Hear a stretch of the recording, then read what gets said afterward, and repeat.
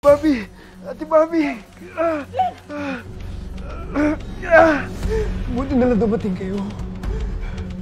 Kundi, baka naunahan niya ako. Dali natin siya sa ospital! Bok, tumawag ka ambulansya. Halika na.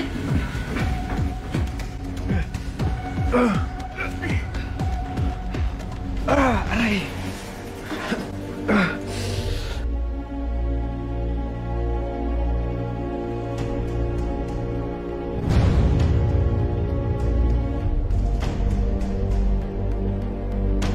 Swerte rin, Bok, talaga to si Mayor Glenn, no? Di siya napuruan ni Francis Domingo. Hoy, Bok. No comment? Ha? Wala naman dito si Bobby, ha, para pag-awayan niya yung kapatid niya. Saka, huwag ka mag-alala. Hindi na ako madudulas. Basta mag-focus muna tayo dito sa paghahanap sa bahay ni Francis Domingo.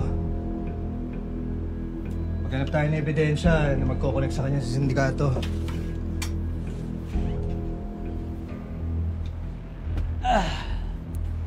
Pero, Bok, sayang din, no? Di natapos yung contest. Di tuloy natin nalaman kung sino man nanalo. Kung si Charlie ba o si Bobby. Bok, tinatanong pa ba yun? Sigurado si Bobby na yan. Wala namang sinabi yan si Charlie.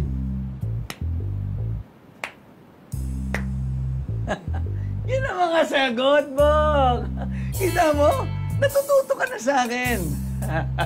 Pero alam mo, ito, maiba ko, ah. Oh. Swerte si Bobby. Hindi sumali si Selena. Bakit naman? Kasi kapag sumali si Selena, first runner-up lang si Bobby, di ba? Tumigil ka na nga dyan.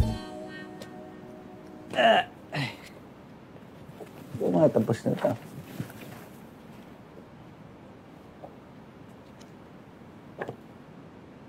Bok, tinan mo to.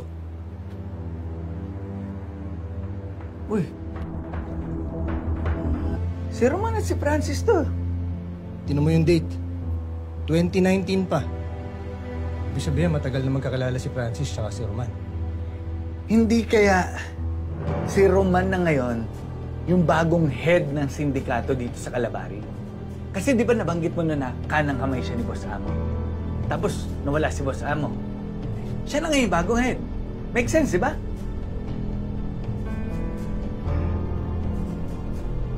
Feeling ko hindi si Roman eh. Palagay ko meron pang mas malaking tao sa likod ng lahat na ito.